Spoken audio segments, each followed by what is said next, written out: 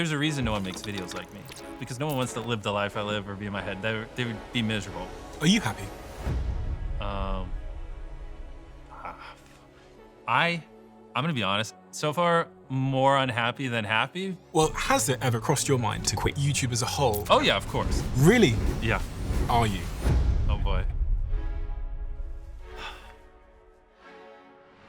MrBeast. MrBeast. MrBeast. He is the biggest YouTuber on the planet. And he's building empires. I mean, is there anything this man can't do? Your business empire is much bigger than most people realize. Yeah, I mean, I'm only 26 and we have the largest YouTube channel in the world. And Beast Games is gonna shatter some pretty crazy records. And we do 9 figures in Feastables. But a lot of that stems from being a very confused child that's not fitting in, that feels like a freak. Plus, I really wanted to take care of my mom because when I was 11, we literally went bankrupt and lost everything. Luckily, it worked out. And it's because I'm really good at obsessing over one thing more than anyone else on the planet. Like, I lost tens of millions of dollars on these games. But it's about making season 1 as good as possible. And I just really love solving complex problems. Like, how many kids do you think are in child labor in West Africa, just on cocoa farms? It's 1.5 million. And so with Feastables, we were trying to get over 1 million kids out of child labor. But the ironic part is the more I help people, the more I get. Like, I've read over 5,000 messages telling me to kill myself. I mean, there's definitely times where I would cry, but if my mental health was a priority, I wouldn't be as successful as I am. This is the price you have to pay. But when is enough enough? Honestly,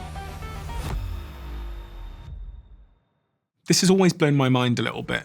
53% of you that listen to this show regularly haven't yet subscribed to the show. So could I ask you for a favor before we start? If you like the show and you like what we do here and you want to support us, the free, simple way that you can do just that is by hitting the subscribe button. And my commitment to you is if you do that, then I'll do everything in my power, me and my team, to make sure that this show is better for you every single week. We'll listen to your feedback, we'll find the guests that you want me to speak to, and we'll continue to do what we do. Thank you so much. Jimmy, we've really just only met, and you are already, to me, a bit of a Rubik's Cube. okay. In so many ways. And I've been trying to piece the pieces together to understand the uniqueness of you, because you're so unbelievably unique. We just drove over here in the car, and hearing you speak about the way that you view life and speaking to you yesterday on the phone, I've interviewed hundreds and hundreds of people, and I've never, ever met someone who has the perspective on life that you have. You are truly unique. What do I need to understand about your earliest years to understand who you are? Oh boy. Yeah, my earliest years,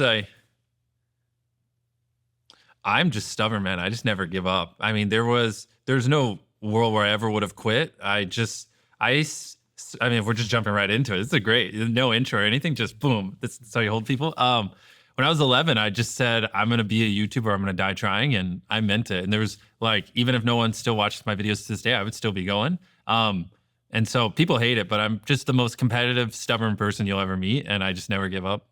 And where did that come from? I have no idea, to be honest. Honestly, it feels like it was just in my DNA and my bloodstream. My mom hated it growing up. We'd always argue and like, you know, she has this thing where like once Jimmy sets his mind to something, he just never stops. And it would always piss her off because when it was YouTube and she wanted me to be studying or things like that. But I really don't know. It's just always been how I am. And I think a lot of people have these weird tendencies and they tend to like try to like unlearn them. And like I had phases in my life where I was like, am I too extreme? Like people are very intimidated by me because I just am so obsessed with work and I'm so all in, and like, is this like unhealthy? Should I try to be more like a normal human? Especially when I was a teenager. It's a lot easier. It's funny when you're making lots of money, it's like admirable, it's respectable. It's like, look, those are traits we want. But when you're not successful, you know, you're a lunatic when you have all these traits. And so back then I'd occasionally be like, man, like, should I try to be more normal? But I just could never do it. Anytime I tried to, I mean, I've mentioned this before, but one of the like things that like I have a memory of that like really is burned in my brain is like people one time like a high schooler told me when I was in middle school, like all you do is talk about YouTube. Like, do you like know how to do anything else? Like you're just like a freak. And I tried to like watch South Park, you know, because that's what a lot of people in my school watch to fit in. And I just couldn't. I was like, this is such a waste of time.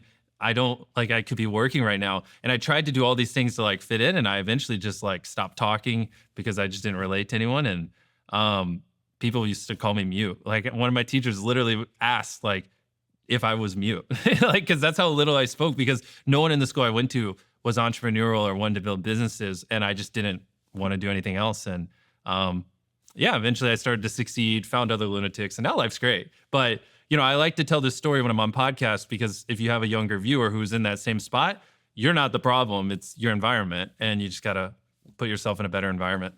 What about your parents, mum and dad? You talk about your mother a lot. Yeah. No, I don't, I didn't get it from them. Well, what influence did they both have on you?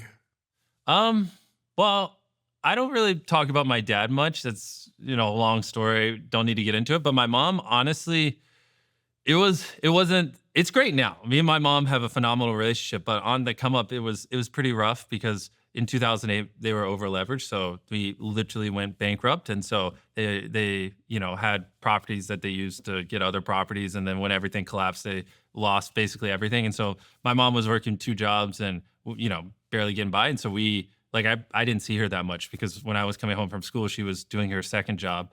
So it was a lot, because she was a single mom raising us. She's working all the time. I don't talk about a lot of this. I have Crohn's disease, so I was very sick growing up. My brother also had issues as well. And so, we're not the healthiest kids in our teenage year. She's just trying to get by and take care of us. And then, she comes home and she just has this brat that's being annoying and like, I want to be a YouTuber. And she's just begging me. Sometimes she would literally cry and beg me to do homework. And I mean, I was like, I didn't mean it in a mean way, but I mean, even one time I literally told her, if you want my homework done so bad, why don't you just do it? That's what I told my mom. Like, what am I doing? I don't know. Like, I was just like, I don't care. Like, I just want to be successful. I want to build businesses. And so it was like, bless her heart. Luckily it worked out. So now I spoil her. She's great. She has her second home. Anything she could ever want, she has. And so the first thing I did was start paying my mom, take care of her once I started making money, because she gave everything to like get me where I am. And I wouldn't be where I am now, but it was like me and her spoke different languages when I was younger. She didn't want me to end up like them, and get screwed and not have much money. And like the path I was going down was just basically like, oh, I'm going to be a homeless drug addict. And like her brain couldn't compute the world I saw, and my brain couldn't compute the world she saw. And it was constant friction.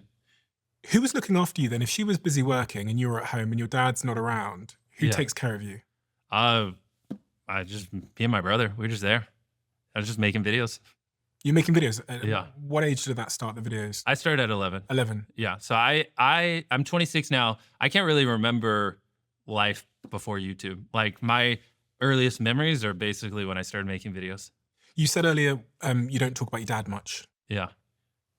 You don't have to tell me about it, but why don't you talk about your father much? Don't worry about it. I know your mum has spoken about him before. Yeah. And it was a bit of a tumultuous relationship. Yeah, exactly. They didn't have the best relationship. I mean, that's a topic for another day. Honestly, kind of a sour way to start it off, but yeah, my mom is great. I love my mom. She used to cry asking you to do your homework. A lot of things. She would cry because I wouldn't put money away. When we started making money, she thought it was too risky. And I mean, the thing is, nothing she would say was unreasonable, right? Looking back at it, she was perfectly reasonable in what she was doing. I'm just a deranged lunatic and was way too obsessed with building the business and way too all in. It's very cute. One time she, like when we had, I don't remember, like some month where made like $100,000, and I'm like, okay, perfect. Now I can spend $100,000 this next month on videos. And she like took like 5,000 of it and put it away for me in my own bank account without telling me. But in case, I ever went, was over leveraged or went bankrupt like they did. And I found out about it. And she's like, please don't take this money. Just let me set aside anything. Stop spending everything on videos. And I was like, no, this is perfect. Now I can spend more. Like, this is awesome. Thank you, Mom. And like, but to me, I don't really feel risk. Like, if anything, it like risk excites me, and like I have very high threshold for it.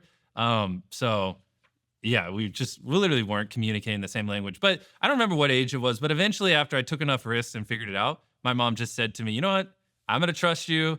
Like, I have faith. And everything got so much better after that point, when like she stopped staying up all night worrying about me and worrying whether or not I was making the right decision, when she's just like, Jimmy, I trust you. I know this, you think about this all day. Like, I'm going to just follow your lead. And our relationship has been, perfect ever since then. If I'd asked 10-year-old Jimmy, how are you doing? What would he have said? Uh, 10, I don't know. But if you asked me at like 12 or 13, I probably would have been like, fuck, like no one watches my videos. I just really want to be a YouTuber. I, um, I gotta make this work. Why did you want to really be a YouTuber? Because kids say that, Yeah. but the extent to which you said it and the focus that you had on that particular goal of being a YouTuber, because there's many things you could have focused on. You could Yeah. have been a video game player or whatever, but YouTube is a particularly interesting thing because you're on camera, Yeah. people are seeing it, there's a metric which decides how successful you are. Was there any element of the on-camera part that was helping to solve for like the feeling of isolation that you seem to have at that time? No, Was there community? Yeah, I think it's more to do with just I found out that when I was at a young age, probably around 11, that there were YouTubers that are making hundreds of thousands of dollars a year, and I was just like, oh, that's it. Like, So it's the money. yeah, of course, because back then we didn't have money, and I really wanted to take care of my mom and just my family in general. So it was like everything. It was like, this is what I love doing. I've never had as much joy doing something as I do this. Plus, I could see a path where I could actually retire my mom, take care of her, pay her back for, all the nights she worked so long, so we could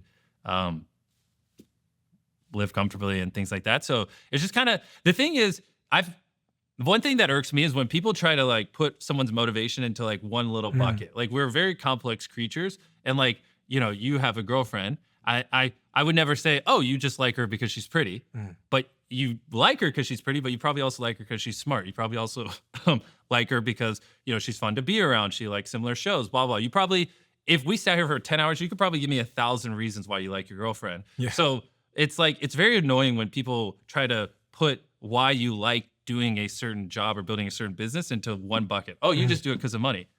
What if I do it because I like money and I enjoy it, and it's a way to do this, and it's a way to communicate with people and community and these other things, you know what I mean? And I think that's a common flaw we try to do. It's like, it's not that simple. I think it's a lot of people can't understand someone being so relentlessly focused on something with the level of like commitment and sustained commitment that you've shown. Yeah. And so, And I don't know how You know what I mean? I agree, because it's very weird, like how like I have extreme obsession to the point where like I just think about stuff the same. Like, for me, it's much easier to think about something 16 hours a day for 7 days straight than it is like to like gear shift constantly. I'm like really good at just obsessing over one thing more than anyone else on the planet. If I were to say what's my superpower, it's that I can just obsess endlessly about something, and I can just have the same thoughts over and over and over and over again. It's very weird. Like, it wasn't like it was work for me grinding YouTube for those 10 years or whatever where no one was really watching it. It's just like kind of who I am. it would have had to have been a deep obsession because you were doing it when no one was really watching or paying attention, or really when the platform was. There was literally a day when I was 19 or 20 where I woke up, joined a Skype call with my friends, and where we like were reverse engineering, why certain videos do well or whatever. And I remember that call being over 18 hours long. And then I hung up, went to bed, woke back up the next day, and instantly got back on the call and picked back. Like, that was the level of like hours we were putting in. I mean, I didn't know anything besides just trying to make it happen. Was there anything else that you showed that level of obsession to? So at that age, no. I would say from 11 to 15, it was a mix of YouTube and baseball. But when I turned 15, I got Crohn's, and I went from like 190 pounds down to 139. I lost all the muscle I had, and so I was like, all right, I'm not playing baseball in college anymore. So then I was like, fuck it, it's just all in on YouTube, and then up until really Feastables, it was basically just YouTube. For whatever, I never thought I would find like this kind of love for I thought it was specifically video making, but I have found over like the last 2 or 3 years, just in general, I just enjoy entrepreneurship, and I've been really deeply loving getting like obsessed with Feastables and other things. And so, which was very weird. Like, when I first started a chocolate company, it was like kind of a side thing. But the more I started to work on it, I got a lot of the same highs I got when I was making videos, just in different ways. And so now I'm like, I know way too much about the chocolate industry. I'm like, it's pretty crazy. I never imagined I would have put the thousands of hours I've poured into building Feastables. And so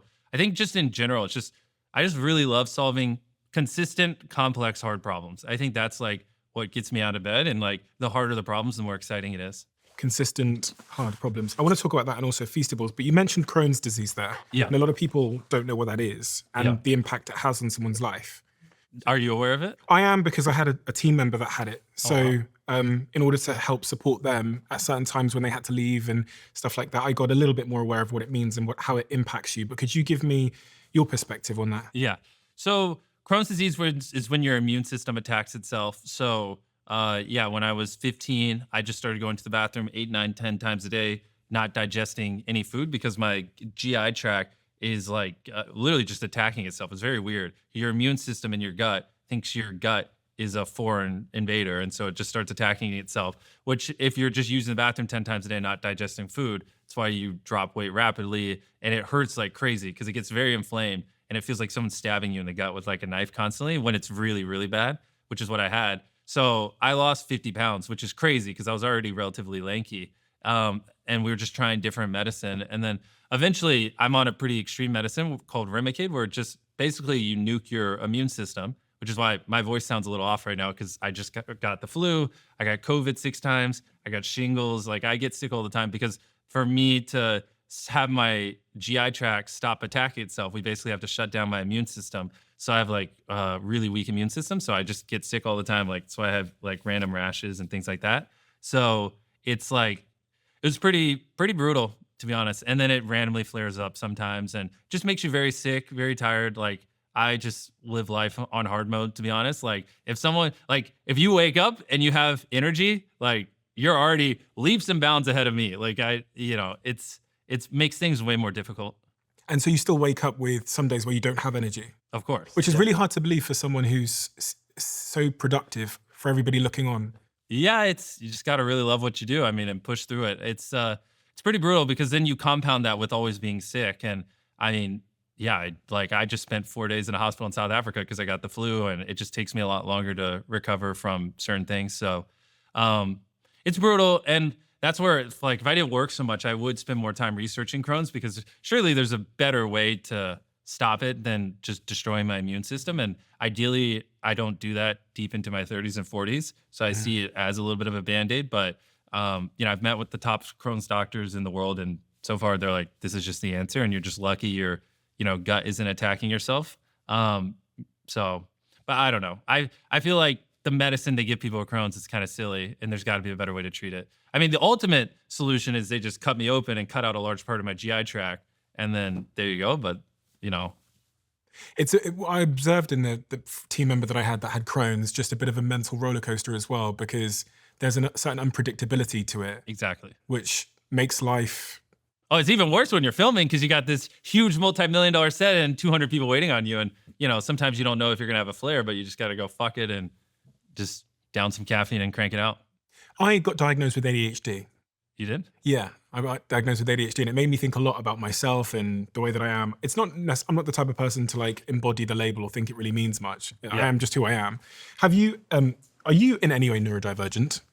I've been told, yeah, by a doctor I have ADHD. I mean, I'm not surprised because I just sit and obsess over things constantly. But I think I'm happy with however my brain is wired. I don't really care to change it. I like I said, I think one of my greatest superpowers is my obsession, and I think some people would view that as a weakness, but I just like, if you just think about solving problems 3 times more than everyone else, like you're bound to come up with different solutions. That's one of the things you mentioned earlier. You like solving hard problems consistently. When you think back over the last 10 years of your life and the success you've had solving some of these hard problems, if you were to like break it down into some core components of that you've learned, one of them is obsession that you've said. Yeah. What are the others?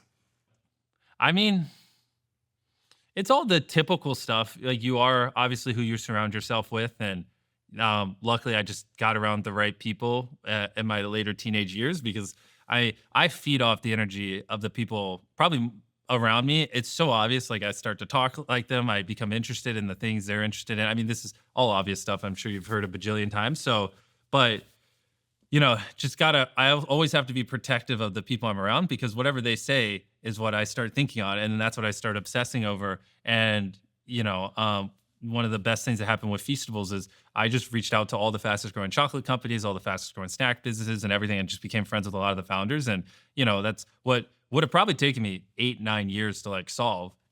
After 18 months, it was probably one of the top 10 people in the world when it comes to running a chocolate company and understanding it deeply, just because It's just cheat codes. What about detail? Sweating the small stuff.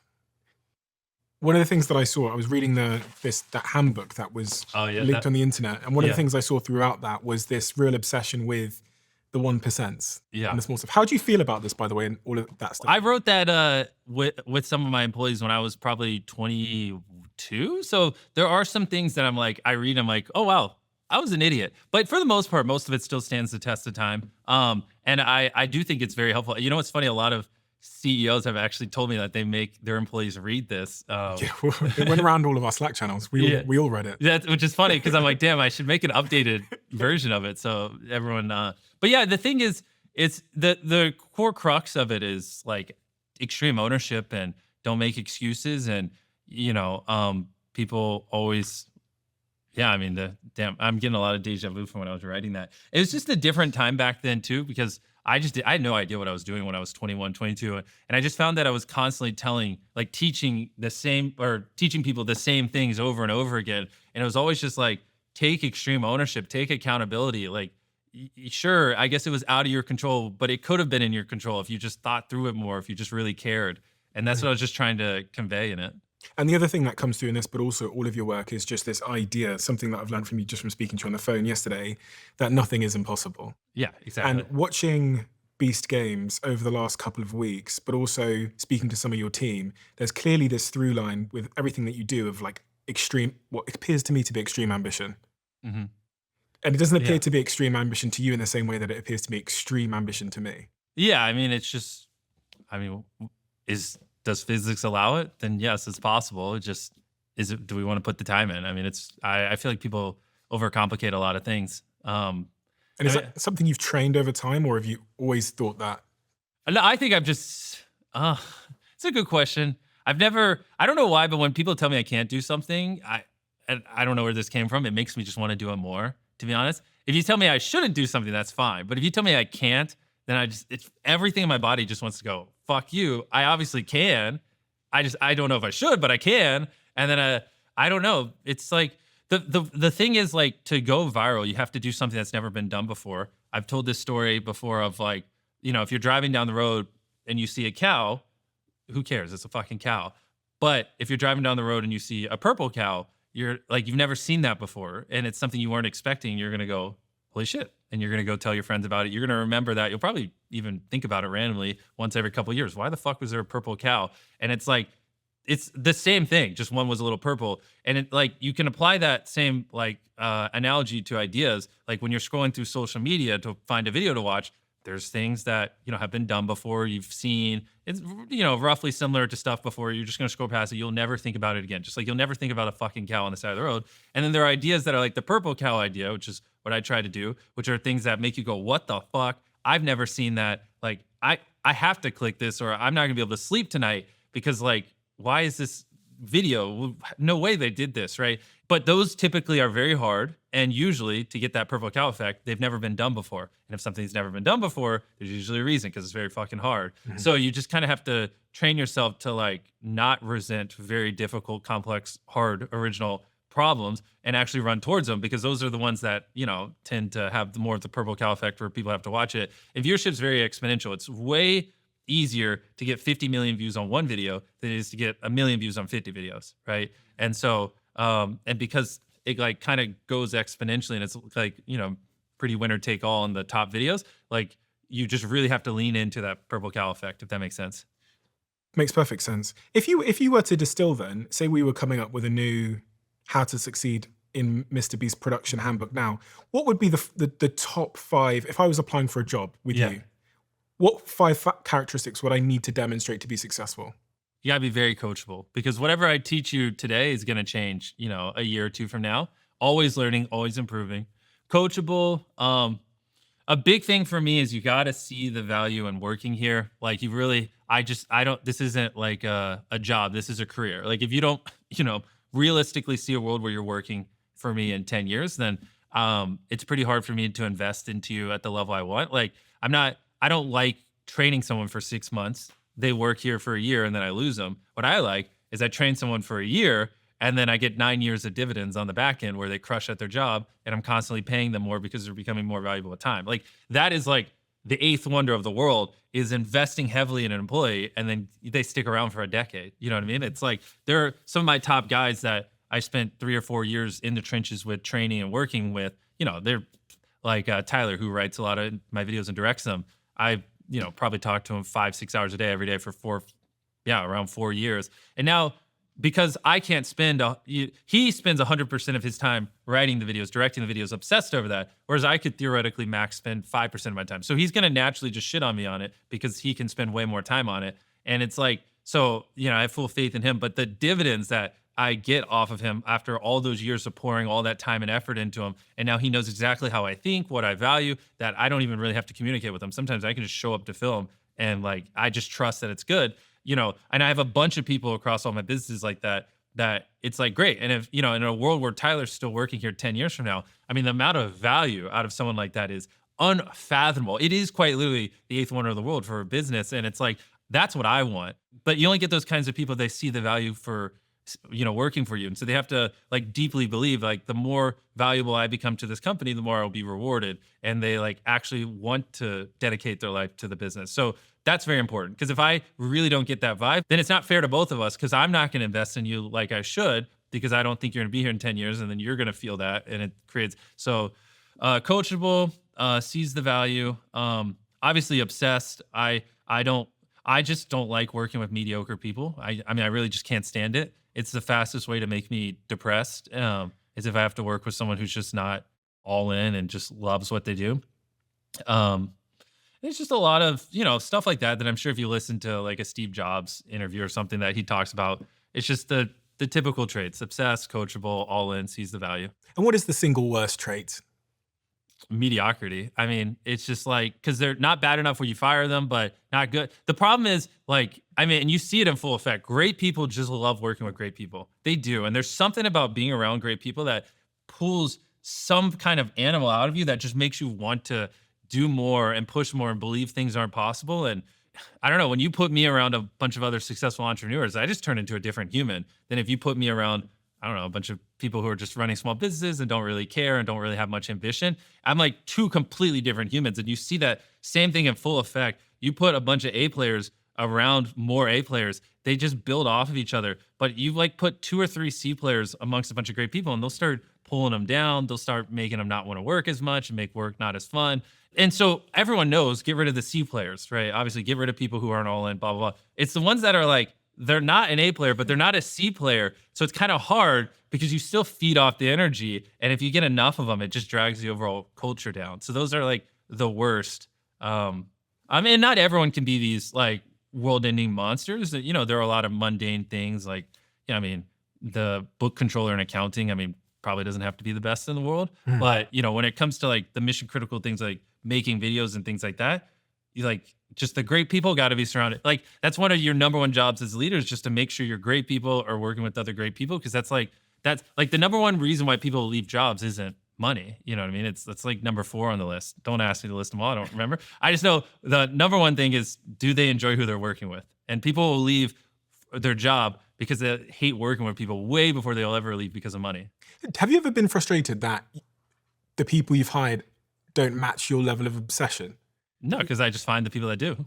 Are there people that do? Oh yeah, there's so many people in my business. I mean, obviously you have to take care of them, pay them well. Like they're not the kind of people that'll just make the standard rate. But yeah, like people like Tyler, Klitzner, Russ, and even people on our editing team. I mean, they're putting in most weeks same amount of hours as me, and they're all in, see the vision.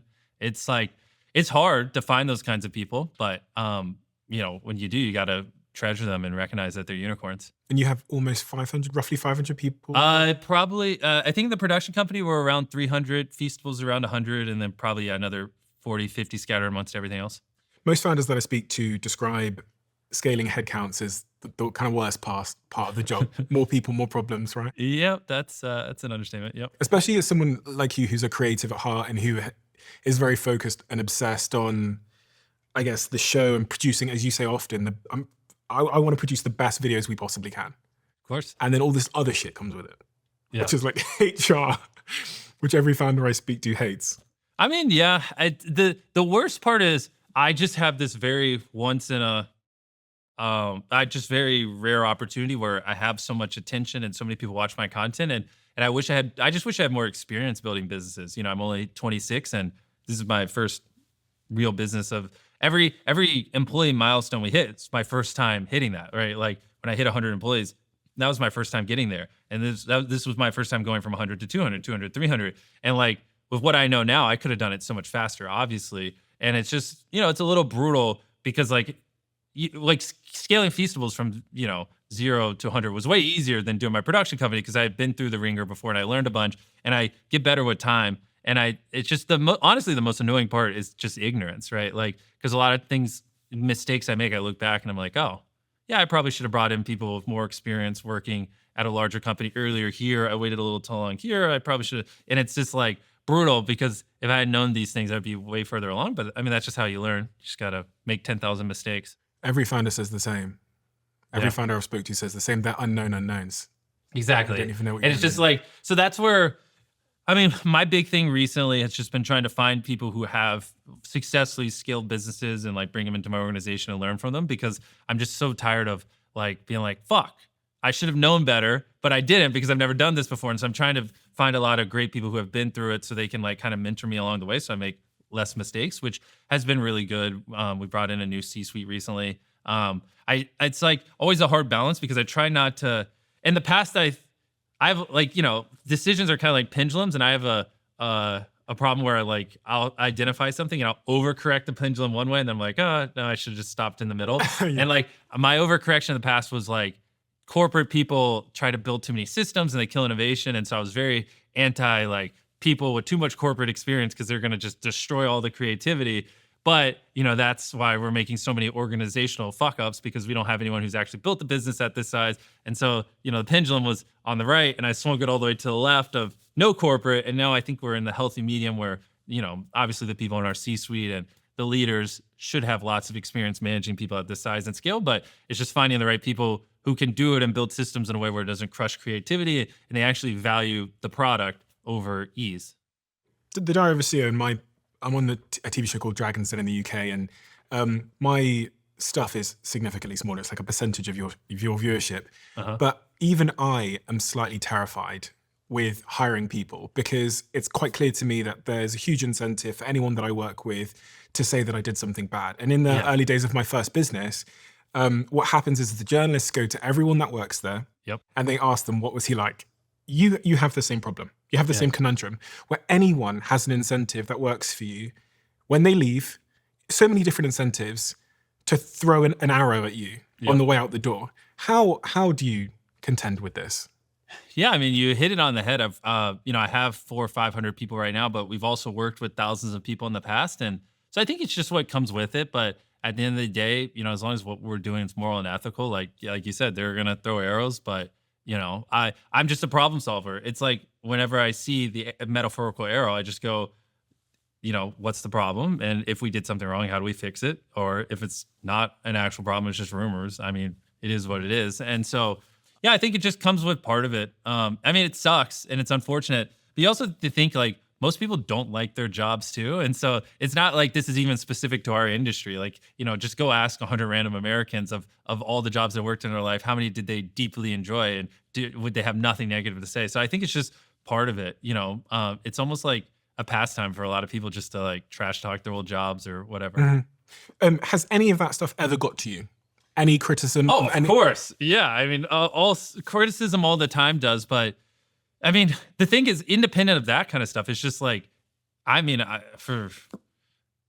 we are averaging like 200 million views a video. Like, you know, like most of it unique viewers. Like we're talking like 2+%, sometimes 3% of humans alive watch every piece of content I put out, you know, depending on how well the channel's doing. And so like, that means like I could upload a video and then with 365 days later, you could grab 33 random humans anywhere on the planet, especially because we do dubs. You know what's even crazier is YouTube's not in China. So that's like 2 to 3% of humans alive, excluding China.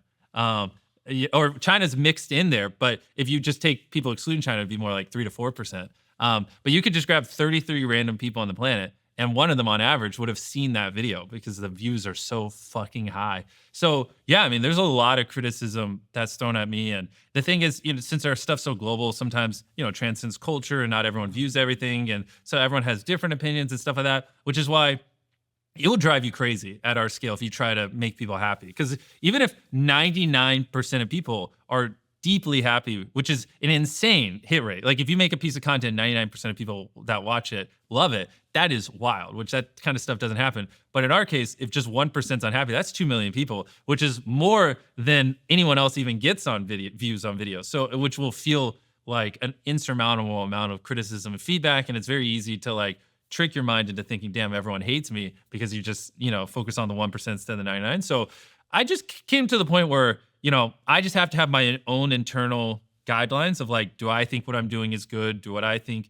is moral, ethical? Do I believe in what I'm doing? If so, fuck it. Like I'm never going to be able to make everyone happy. So and if you let the whims of the internet kind of decide what is okay and what's acceptable and when you're being bad or good, then you don't have a spine, you don't have a backbone, you stand for nothing, and it will just destroy you mentally. And so I mean, I don't know what age I was when I kind of got in that mindset, but I just was like, I'm going to decide, and I'm not going to let the internet decide, what is okay and what's not. And then ever since I got to that point, if people criticize me for something and I'm like, I don't agree, then I have like, it's easy for me to just go, oh, well, I don't agree. Not going to make everyone happy. I believe what I'm doing is right.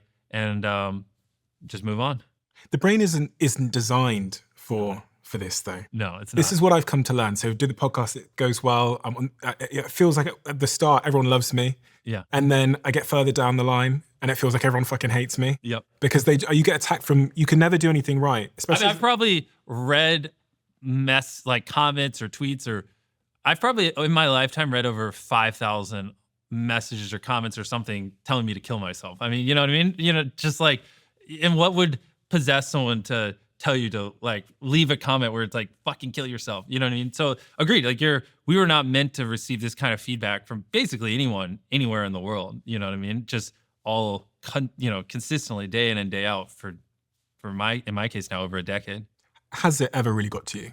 Oh yeah, of course. I mean, it does all the time, or it used to all the time. Like I said. What does that mean in reality? If I'm a fly on a wall in one of those moments where you can recall it really getting to you? I mean, back in the day, but I wasn't as confident in my ability to be successful. And, when you're probably 20 and you're hiring all these people, I have high risk tolerance, but I'm reinvesting every dollar I make. I'm hiring my friends from school. I've hired my mom. Like these people I really care about are depending on me. And then, I upload a video and it does bad. And then people, I pour all my time and effort into it, but, maybe it doesn't come across as well. Like the video, and, some people might have interpreted it as lazy. And you read a comment being like, wow, what a fucking lazy. Like I thought you made great videos, or this video sucked. And you read that and the video's underperforming and you're like, fuck, maybe I am being too reckless. And, I mean, there's definitely times where I would cry, just because I would just be like, fuck, am I like not doing this right? Or like, they don't understand I put a lot of time into this or whatever. Why, sometimes you're like, fuck, does the algorithm hate me? Am I being suppressed or whatever back in the day? When was the last time that happened? That feeling of, yeah, there was like a month probably last year where I felt a little bit of that, just because, just sometimes occasionally the rumor and drama mill gets spun up, but you just got to snap out of it. And like I said, just go, do I believe in what I'm doing? It's like, it's hard because, anytime I do anything good, it's, people are always like, they try to, we're like conditioned in America now. When someone does something good, there's always some ulterior motive. And I've always been straightforward and just said, a world where I help people is just better than a world where I don't. Like, I don't try to come up with this crazy like story of how, someone helped me when I was younger and now I just want to give back and cry. I'm just like, yeah, I can make viral videos, and I think a world where I do viral videos that help people are better when I don't. I just kind of, that's my answer. Mm-hmm. But it always does suck when people try to just like, I don't know. It's funny, the more good you do, the more people think you're secretly evil. And it's like, why can't I just help people because it's fun? So occasionally those will get to me and I'll just be like, guys, you don't even know me. Like, and like you would think sometimes you'd read like when I build wells in Africa or help blind people see or things like that, you'd read some of these things online, you would think I'm Hitler. I mean, it's crazy like how people portray it. And I don't know, I wish people just understand, like, in my opinion, a world where I help people is just more fun than a world where I don't. And it's really not that deep. The people around you, how does it impact them? Oh, how does the drama and that kind of stuff impact them? To be honest, in my case, I don't think it hits them that hard because most things usually fall on me and people want to go after me because I'm the guy that does good, the quote unquote philanthropist. So usually I'm like the one that gets thrown under the bus quite a bit. It's funny because everyone that knows you. Yeah. Whether they're really successful people or people that you work with that I've spoken to, everybody that knows you knows who you are. And it's remarkable to me that someone who has done so much good in the world, I've looked at your philanthropy, I know what you're doing with Feastables and the ethical sourcing of that. When I see someone that's done so much good in the world still be misunderstood, it almost makes me realize that I should never fight it. Yeah, I mean, the ironic part is the more I help people, the more shit I get, to be honest. Like, it's so funny because, you know, like the same day I'll drop a video where I'll, help 1,000 blind people see. Some other YouTuber will drop a video where they just bought a new mansion. And it's like, everyone's like, yes, get that mansion. Good job. And then they'll be like, fuck you for curing blind people, Jimmy. Fuck you, you're using them. And I'm like, no, I just wanted to inspire people to do good. I mean, I can buy a mansion if you really want me to. So it is funny. If you're trying, this is a weird sentence, but if you're trying to be liked, I actually don't recommend you like help people. Like, I actually think helping people will make the internet like you less than if you just like buy nice cars and do like the typical influencer path. It's because we're just so conditioned in America to see it as like a shield, and like no one actually does good because they just find it fun, apparently. But I mean, I don't care. Like I said, it's just more fun than if I didn't. So I mean, people can shit on me for helping people. I don't. It doesn't bother me anymore. But I wouldn't recommend you get into it if you want to be liked, because I think it's negatively correlated now. Interesting. It is so fascinating. It is. I swear to God, man. Like, people, I could just I don't know, do these like $1 versus videos where I compare like a $1 boat to a $1 billion boat and all these other things and not help people, and I would just get way less shit. And it's so funny because no one bats an eye when I post that, but when I give hundreds of thousands of people in Africa clean drinking water, it's like all hell breaks loose. And I'm like, guys, I'm just trying to bring attention to a cause. I don't really. But the thing is, I'm just gonna keep doing it. And I mean, I think in my case, most people have realized I'm not gonna stop, so they're just kind of over, getting mad at me, and they're just like, all right, Jimmy's just being Jimmy. I think when the wind blows as well, what it does is it helps you to really understand why you're doing what you're doing and understand yourself. Mm-hmm. And so when I've been attacked for like the people I interview or whatever it might be, it's actually made me refocus on what my principles are. Yeah. Because you have to be really anchored to them. It's like I said, you have to know where your line is, and as long as you're on the right side of your line, then it is what it is. People on Twitter can say whatever they want. And I think like that's the only way to really survive at this scale without going crazy, is you have to determine where the line is, not let the internet. Workaholism. Yes. Can you give me a window into the last 7 days of your life? Just paint me a picture. Oh, yes. Let me drink some water because of my flu. Well, I don't know about the last 7 days, but in general, so we're filming a video where I'm visiting the 5 most deadliest places on Earth. So one of the places was a safari in South Africa. So I flew to South Africa to spend time in a cage surrounded by lions. Sick content. It was really good, which that was a bitch to get to. And then I got the flu, and so spent a couple of days in the hospital there. And then we were going to go to Snake Island to spend time there. Then the world's deadliest road, and then we have a couple other places, but that got postponed. So instead, got out of the hospital, went to Florida, filmed with Aaron Judge. Then I went to North Carolina. We have this guy where I built a gym, and I told him if he loses 100 pounds before he leaves the gym, it has a big red circle around it, I'll give him a bunch of money. So I filmed with him, and then worked on the coming up videos. That it's a lot. And then flew to Florida, filmed with Aaron Judge. Flew here, just landed, filmed with the reunion that you were at with the contestants for Beast Games. We're doing this podcast. What time is it? Like 1 a.m.? It's just after 1 a.m. Yeah, 1 a.m. The latest podcast he's ever done. Lightweight. I always do my podcast at 1 a.m. My last podcast before this was like 4 a.m. Like a couple weeks ago. And then we're flying to San Fran to film with Steph. Then Steph Curry. Yeah, Steph Curry. Then I think I'm going to Snake Island, then the Deadliest Road. And then I won't, I don't think I'll be home for another 16 days. So I'm just traveling around filming for the next 16 days. And then, yeah, I guess then I'll get home and then they'll make me film at home. How does everything else in your life fit into that in terms of like the gym? I know you've been working out a lot. It's been brutal. It's gone to shit the last couple of months. It's really killing me, to be honest. It was like so much easier when if you don't travel constantly, life is so easy when you just wake up in your own bed and like waking up in your own bed and working 15 hours in, your office or whatever. So easy compared to like all this fucking bullshit where I'm like, I don't know the time zone I'm in. I don't know what place I'm in. I don't know where I'm going in 2 days. It's like, I mean, some days I'm going to bed at 10 a.m. Other days I'm going to bed at 5 p.m. And it's like, it's a mess. It's really, and I used to put up with it and it just like, and figure out how to do the training, but it's just, I don't know. I need to, truthfully, whatever's a priority, you'll get done. I just need to make it a priority again. Because I really do miss it. It's just the hard part is putting Beast games in the mix, because I was already like basically working,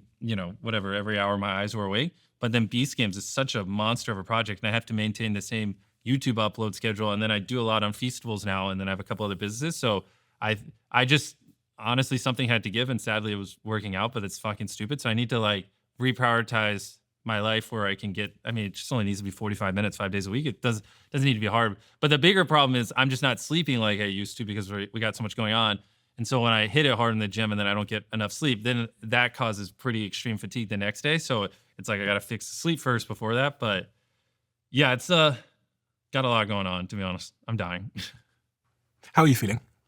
Right now, honestly, fine. I'm jacked up on all that caffeine. But I mean, just in this feast, The flu's not helping. It's making everything like 30% harder. So, it's like life's like a roller coaster. There are going to be moments where, like right now, I'm going to answer this negatively, but I don't want someone to think that's indicative of like, oh, every time you ask me this, it's going to be it. But because of the flu and the lack of sleep, I mean, I'm struggling at the moment. Just a lot of grinding.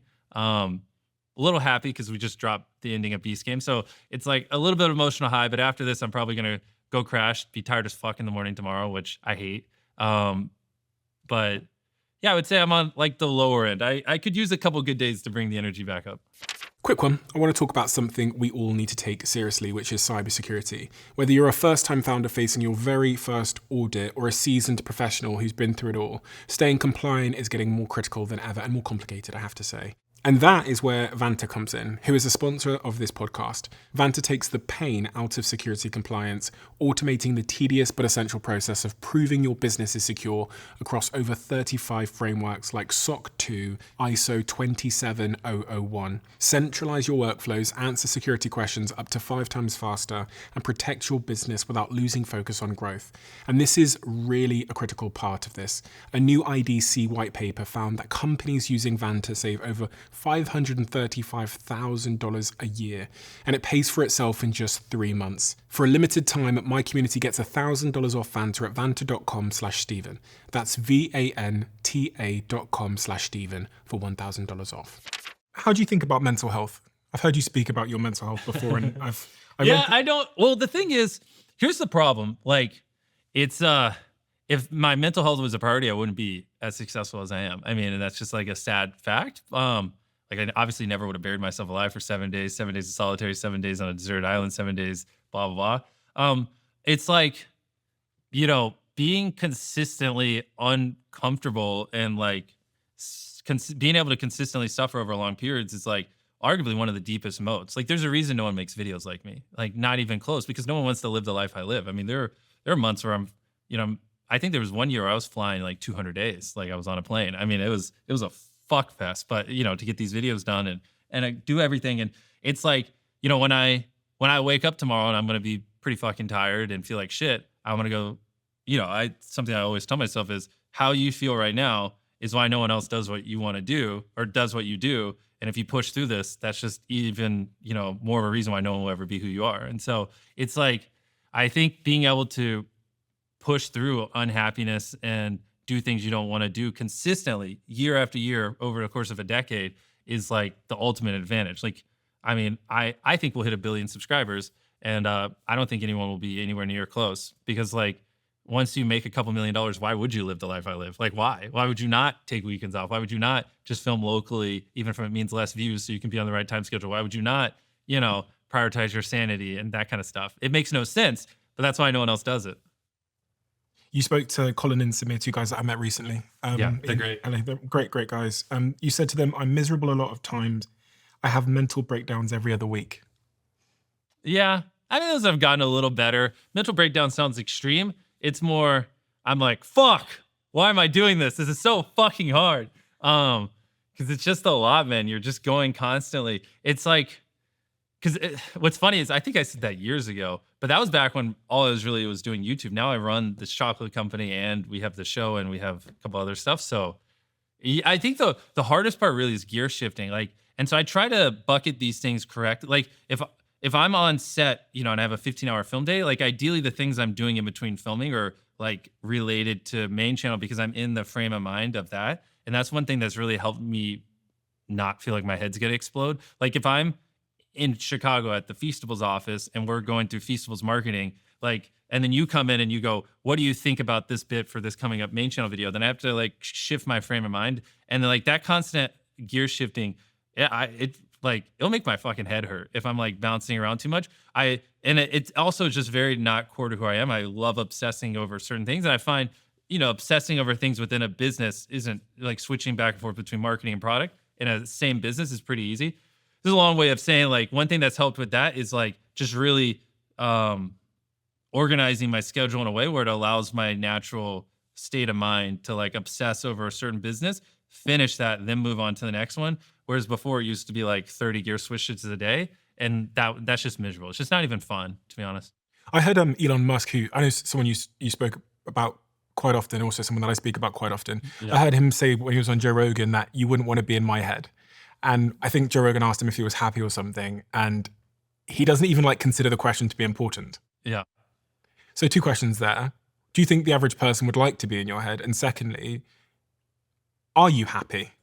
Well, no, the average person does not want to live the life I live or be in my head. They would be miserable because you're just working all the time, and they would probably just ask themselves, why am I working all the time? Why don't I do literally anything else?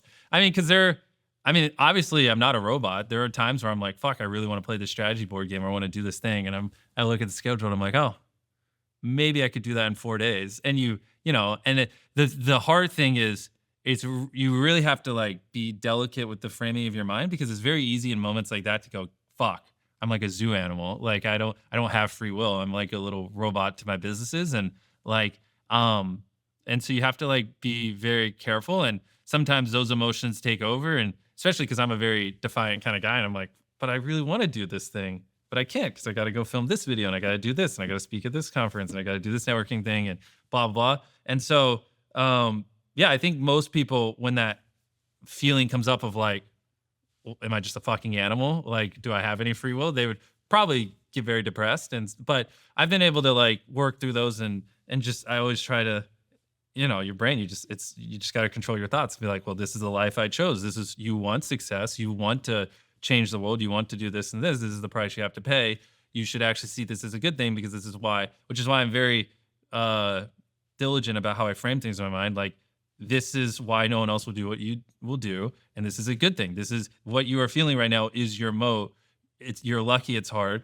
Push through it and you'll be happy you did, And so that's kind of how I try to view it. But no, I don't think most people would be happy living my life. They would be like, oh, let's just grab a couple $1 million and be happy. Are you happy? It depends what day you ask me. Right now I'm having a good time. When I had the flu in Africa sitting in a cage with lions, fuck no. So what's your baseline? How would you describe your baseline? Probably this year, so far more unhappy than happy.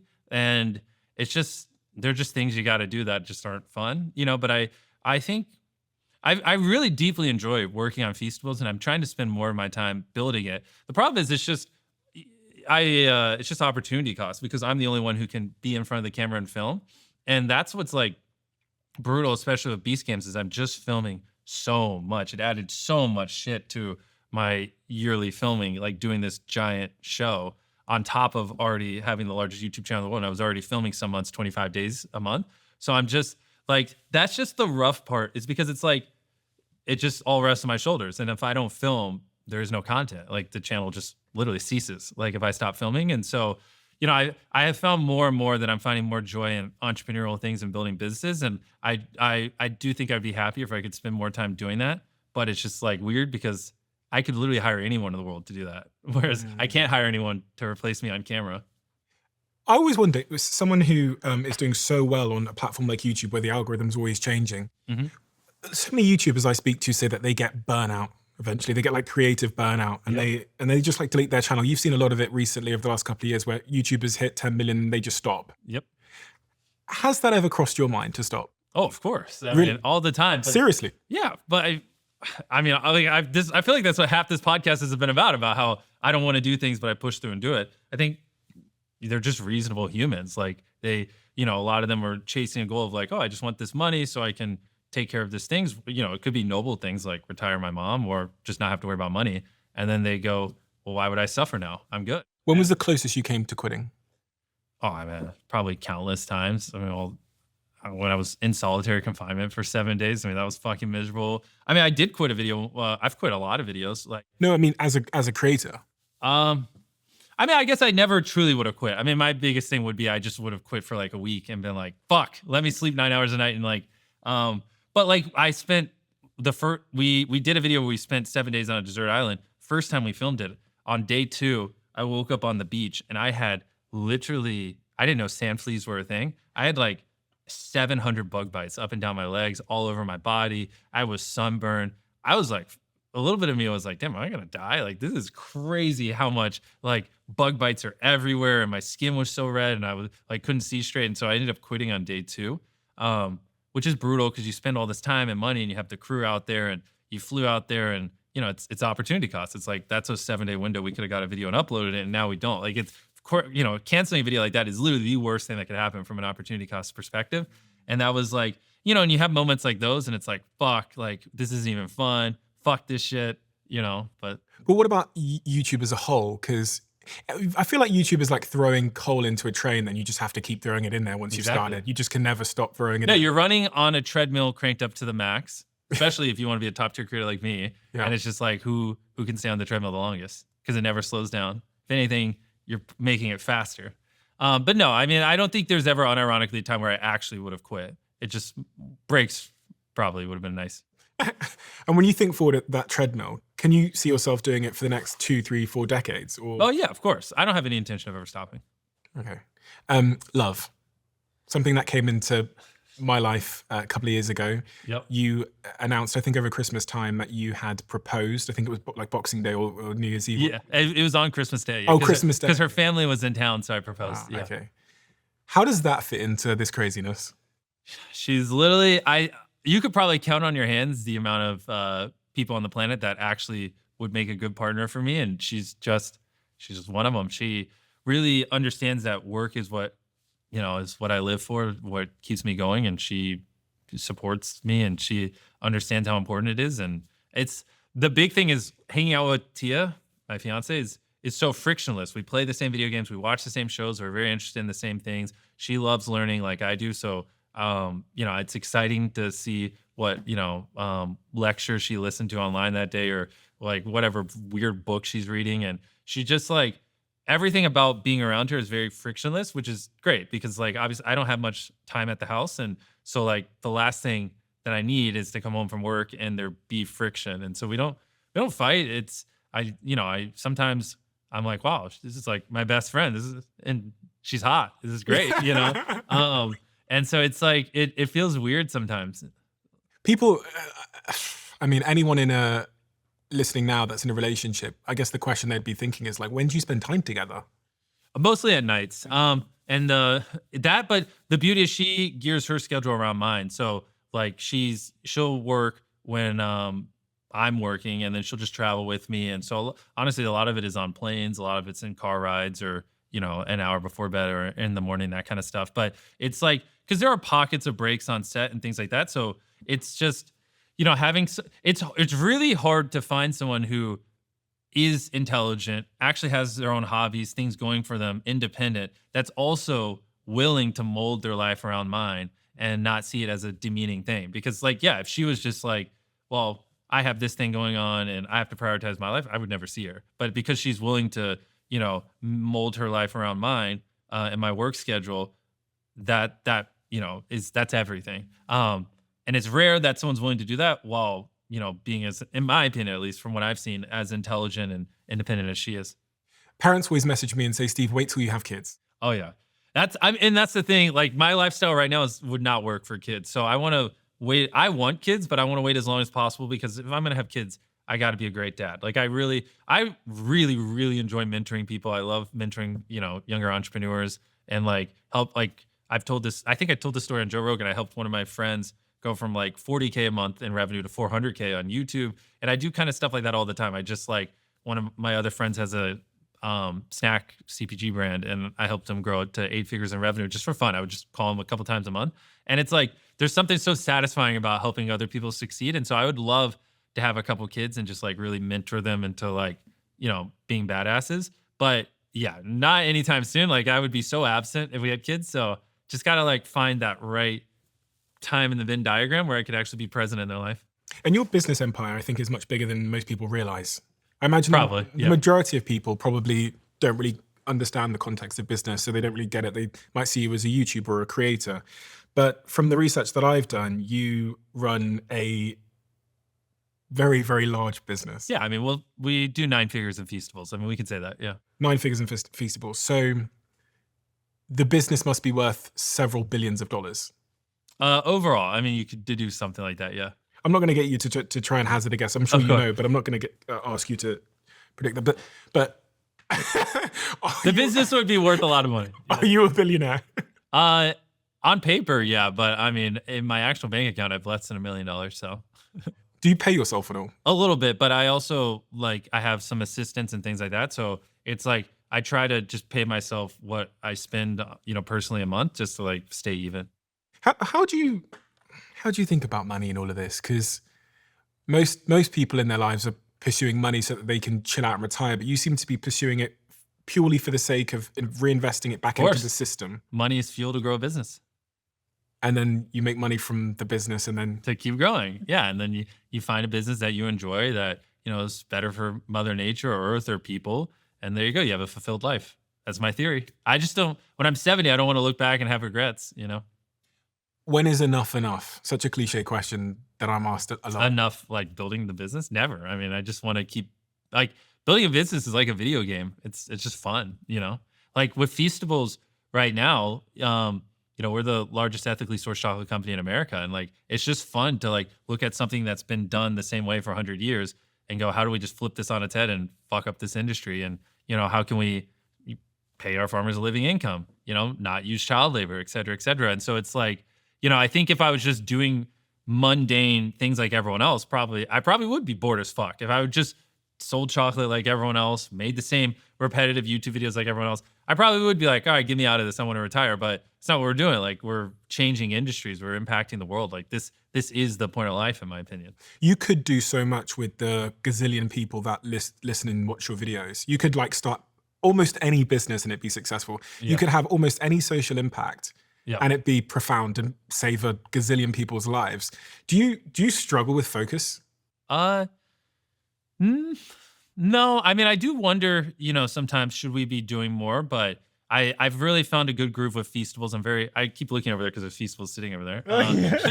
I do feel like I've hit a good groove with that and the ethical sourcing on it. And no, I mean, yeah, obviously I get a bajillion opportunities, but just, right now, I think I said earlier, this is one of the few things in life that it's scratched the same itch as YouTube, where building Feastables is equally as fun as making videos for me. It is so delicious. Thank you. It is so delicious. I'd really love to just spend a moment talking about the ethical sourcing piece, because I don't think that's something I didn't understand until I did some research on you. Yeah. Why? Why does that matter so much? And when you say ethical sourcing, what's the difference between what you do and what normal chocolate companies do? Big chocolate in America. Well, the big thing is when I got into chocolate, I didn't I didn't know any of these things. We used to source our cocoa from Peru, cacao, which, ethical sourcing is not really an issue there. But the problem is majority of the world's cocoa comes from West Africa. And so as we got bigger, everyone's like, hey, you need to switch your supply chain to West Africa. I'm like, cool. And so then I started studying and reading up about it. And I noticed that 46% of labor in West Africa on cocoa farms is child labor. And I was like, that can't be accurate. And then I started digging deeper and deeper. And I was like, holy shit, it's just almost half of labor is child labor. And so I started talking to all the big chocolate companies, or not all of them, but as many as I could get a hold of. And I was like, so what do you guys do about this whole child labor thing? And they're constantly just telling me, like, it just is what it is. That's how chocolate always has been. And I was like, whoa, you guys make like $1 billion a year in profit. You don't see an issue with that being on the back of little kids? And they're like, no. And then I have this crazy clip on, cause I have a documentary guy, I think you saw him, Jeff, who follows me around. Crazy clip where I'm meeting with like a big, I gotta be as vague as possible because they're gonna murder me if we got time back to them, but like a big supplier, we'll just leave it vague like that. And I asked them, I was like, so do you have any way I can pay extra to not use child labor or anything like that, or any options? And they're just like, no. And my literal documentary guy is just like filming, and I'm in like this big boardroom, and I look at the camera, I'm like, holy shit, they just said that on camera. And so I did all this research, and it was just like, yeah, no. And especially in America, like there's some European chocolate brands that, try, but in America, like really no one really cared. I mean, there's plenty of options and plenty of time to fix it, plenty of money to fix it. So that just kind of honestly pissed me off. And like that, so then I just was like, how do we solve this? And so then it sent me down the rabbit hole. Everything points back to like, to the reason chocolate in America is so cheap is because they just don't, not the reason, but one of the reasons, they just pay the farmers so little. Like farmers make less than $1 a day. So like because of that, they're forced to use child labor because they literally just don't even have money to pay someone who's not a child. How many kids do you think are in child labor in West Africa, just on cocoa farms? You might have saw it in that 5,000? No, it's 1.5 million. You're joking. Yeah, it's over 1 million. It's crazy. So what we need to do is we need to, in my head, get to $1 billion a year in revenue as fast as possible while being ethically sourced and being profitable. A big part of it is we have to be profitable while doing it, because then I can point and go, look, we achieve scale ethically and we're making money. It's not that you can't do it. You just don't want to. And then, and maybe we give them the benefit of the doubt. Maybe they just truly don't know how to do it at scale, and maybe it'll open their eyes and they'll be like, oh, I guess it is possible, and they'll start to change their ways. More than likely they won't. But over time, I hope we can just shine a light on it using my platform and, just show the model works. And then, I don't know, something I would love to do in the long run is like, how there's like the fair trade logo. Maybe I make my own version of it and I help other chocolate companies source their cacao ethically and, or something. And, and I just educate people on like, if it doesn't have the symbol, it's probably using child labor and something. There's some way where I could play my cards over the next 10 years where we get over 1 million kids out of child labor on cocoa farms. And so I just got to connect the dots and figure out the correct way to do it. This might sound like a really obvious question, but it won't be to everybody. Why don't you care so much?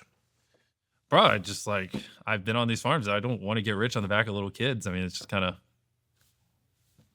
I feel like it's kind of obvious, maybe to other people in chocolate, they don't care, but the first thing when I heard about it, I was like, why? Why is this a thing? It reminds me somewhat of Elon Musk and what his mission was with Tesla. He kind of knew that if he was able to prove that you can have fast, nice electric cars, then the rest of the industry could give up their excuses that it's not possible. Exactly. What if someone comes along though and they say, okay, Jimmy, we'll give you 5 billion for Feastables? Hell no, I ain't selling that shit. You're never selling it? No, because the first thing they would do to up the margins is they just drop the ethical sourcing. Have people come along and offered to buy your YouTube channel? I've been offered $1 billion here or crazy amounts of money there, but it's, what's funny is Zuck got that famous $1 billion offer for Facebook, and he said, what was it? He was like, why would I sell this social media platform? I would just take the money and start a new one, and I kind of like the one I have, so why don't I just keep it? And I every time I get, which I haven't in a while, but back in the day, I used to like jokingly poke around just to see what people would offer me, and I would get those offers, and then I would always just be like, yeah, I would just do the same thing I'm doing now, so I might as well just keep doing what I'm doing now. The money wouldn't really change anything. Well done. And I don't think you've yet to get the credit you deserve for the lengths you've gone to It's with fine. Feastables. No, but I think it's really important. I know you're not doing it for credit at all. I know that you're doing it to get the message out there so that the industry changes. But I think someone like you with a platform that you have that's able to produce chocolate that is fucking delicious. They sent me a box of it about 6 months ago. And Thank you. I hate so much for the fucking thing. I'm thinking of updating. Yeah, I mean, if you hand them to me, like hand me a couple bars, there's a lot of stuff that the problem is, like, if you look at this and this, you know, from a distance, you can't tell really the difference between the flavors. Like, this is dark sea salt, this is just dark chocolate. So I'm about to update the wrappers where we're gonna put like colored tips here so you can tell the flavors from far away. I think that's very important. Another thing too that there's just a you made a mistake. You put these in front of me. Now I'm just thinking about the other thing I've been experimenting, and the newer renders are looking good with putting, like, right here, every bite helps get kids out of child labor, putting that on the front. And then I'm we're messing around with different machinery. I feel like the images of the chocolate on the front could be a little higher quality. The back is pretty ass. I want to put some more messaging on the back of it. There's a lot that needs to be, like, the white tips here. It just makes it so obvious from far away what this flavor is, whereas all these blend in. And so, yeah, brutal. Got to fix it. You talked about your friends calling you and asking you for business advice and you helping them drive their businesses up. But just watching you there pick apart your own business made me think that there's a lot of entrepreneurs that watch our show that are early in their own businesses. And many of them will be... You're going to fail. You're going to fail a ton. I mean, when I first started chocolate, I mean, it was hilarious how bad I fucked up. Our original bars were, like, very thin. There's a reason why, like, chocolate bars have these, like, break points here where they, like, break easily. I didn't know that. And so mine was just one solid sheet of chocolate, but that's almost like a piece of glass. Whereas if you drop it, it just shatters into, like, a bunch of little pieces. And I also didn't know that there's a thing called a package engineer. And can you hand me a box of Feastables? My original chocolate box, when you pop these open and put it on a shelf, this obviously, the problem's fixed. But if this was sitting on a shelf, when you grab this one, these would all slide forward and then they would fall out of the box. Or the box would fall off the shelf because of the weight, because there wasn't right balance at the bottom. And the lips here, this didn't used to be a thing. So these were open and there's just a bottom lip here. Yeah. And so they would fall out like that. And then the bars, because we didn't have the natural break points, would shatter like glass. Who noticed that? Well, me. And the thing is, this is an old team in Feastables. I would tell them, like, there's too many broken bars. When I go into Walmart, I'm seeing too many that are broken. They told me, like, you're worrying about this too much. It's not that big of an issue. It happens to everyone. And I got to the point where it was just fucking pissing me off because I hated, like, grabbing a bar off the ground or seeing on the shelf all these, like, shattered chocolate bars that I put, like, I paid people to put GoPros in, like, a bag of Lay's chips pointed at, because I tried to get Walmart to give me the security camera footage and they wouldn't. So I put hidden GoPros in a bunch of random Walmarts just to point it at the Feastable bars just to see, why are they fucking breaking so much? There's so many shots of, like, like a mom grabbing a bar and then she'd be looking at it literally like this. And then you just see the box just go, and and it would just fall off the shelf. And then they just put it up and some of the bars would be broken. And it would just happen over and over and over again because we didn't engineer the boxes correctly. They didn't do anything wrong. Do you know how atypical that is, what you've just said? That you put GoPros. Yeah, people told me I was crazy. The amount of people who tried to tell me that was illegal, I was like, bro, I don't fucking care. I just need to know when my bars are breaking. Like, I'll delete the footage. And so I did a bunch of just data. And so there's a company called Acosta where you can pay people to go into Walmart. So then I started paying where every week I would send someone into every single Walmart in America to buy all the broken bars, fix up the boxes. It's pretty expensive. I think, it's like $100,000 just to send someone into every single Walmart to clean them up. $28 a pop times 5,000 Walmarts. And so I was sending people into Walmart to clean up the broken bars, but I was paying so much money. It was $100,000 a week just to send people in, and then I was buying all these broken bars because I just really didn't want people to go into Walmart and to buy a broken Feastable bar. Like, that is literally the worst, consumer experience you can have. And then I've learned what a package engineer is. And I was like, holy shit, this is your full-time job to make it where my boxes don't fucking fall over? Where have you been? But on the point that I was saying, your obsession with the detail of a product is completely atypical. If I was to compare this to a normal YouTuber, Yeah. and their e-commerce brand. Oh, they wouldn't give a fuck. Yeah. I was. I've probably spent thousands of hours obsessing over this product. I mean, I know it doesn't feel like it because it's just chocolate, but yeah, I mean, it's a problem from the ethical sourcing to every little thing about it. Like I don't do anything half-assed. And didn't you drive to a ton of Walmarts? Don't you? Oh, all the time. That's what I do every day. Oh, fuck. We should go hit a Walmart. We didn't even go. He's got a plane he's got to catch. Yeah, it's my favorite thing to do is like sometimes I'll spend all night in Walmart just scanning products and looking at the daily velocities and sales. It's like I had a layover in DC. I live in North Carolina. Then I was like, wait a minute. I could just rent a car and hit like 30 Walmarts on the way home and just drive home. And so then I drove home from DC to North Carolina and visited every Walmart on the East Coast in like the middle of America just to like go look at the chocolate aisle and see all the statistics and things like that. I asked you earlier on if you struggled. Fuck, I wish we could go visit a Walmart. You know how fun that would be?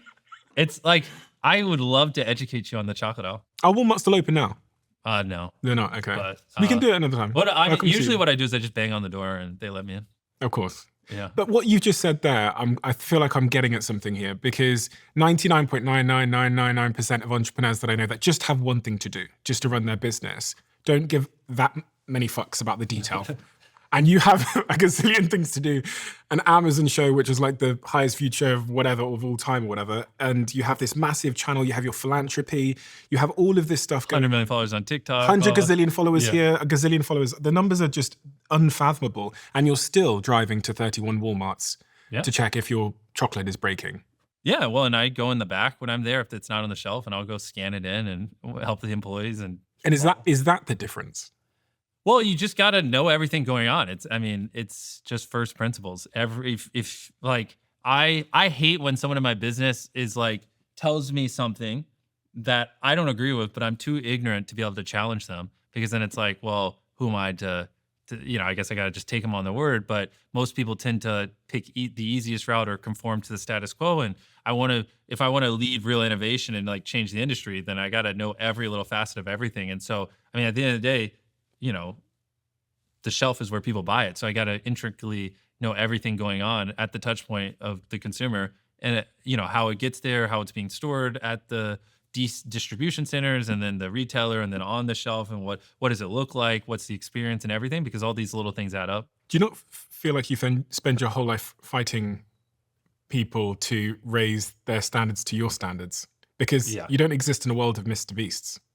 Well, that's the thing. I used to think, which I've said a couple of times, it was just content, but I've realized it's just everything I do. Like, I just want to be the best at it. And it's weird, man, because you just look at this chocolate bar and you'd be like, who the fuck cares? But that's the thing. It's what I've really enjoyed the last 2 years is I've gone as in depth on this as I have YouTube. And it's been every bit as fun. I mean, it's very, very fucking difficult and hard, especially the ethical sourcing. And like I recently spent a week in West Africa and I went from the bean all the way to the bar and like you worked on the farm and followed the entire QC supply chain and everything. And it's equally as hard as my YouTube channel, but it's also equally as fun. And that was a big eye opener for me because I never thought I would enjoy something as much as my YouTube channel. And that's what I was saying earlier. I've come to realize I deeply enjoy building businesses and solving hard, complex problems, even though I know this is just chocolate, but I get the complex thing from the ethical sourcing side just on a daily basis. Like that's fun. With Beast Games, with this, with all the other things going on, your main channel, which is, I guess, you probably still see as your baby to some degree. It's the mothership, right? Because it's the source of It's what allows us to do everything. Like most people buying this aren't buying it because of Beast Games. Yeah. Do you ever get paranoia when the views go down? They haven't gone down yet. They've gone up every year for 14 years. But do you still get that do you still watch the video go live and look at the back end? No. You don't? No, I mean, because it's like I don't know. I just upload a video and then the next day I look at the retention and the CTR. And if we fucked up, I just, what we do is we call them after action reports. So I get all the smartest people in my company. Like, we actually just did one. I wish I had it on me, but like, I pay this guy to just do a very in-depth breakdown of like, here's the retention chart. Here's every time someone clicked away. Here's where it was the flattest. Here's where it was the worst. We'll take so if I upload a video that's 20 minutes, we'll take our last 10, 20-minute videos and we'll go, the median retention on the last 10, 20-minute videos was 10 minutes and 55 seconds is the median. So if the retention on this new video is 11 minutes or above, we did a good job. If it's below that, then we did below average, and blah, blah, blah. And he just does like a giant like presentation. And so usually after 2 weeks after we upload, we'll look at that with all my top people, and then we'll just be like, what'd we fuck up? What'd we do well? Cool, move on. And has there ever been a moment in recent times where you go, I think I need to spend more time on it again and get back in there? And because all the time, but a lot of that stems from insecurity. I mean, because the thing is, of course, we had a video recently. Every minute someone is eliminated, and it didn't perform the best.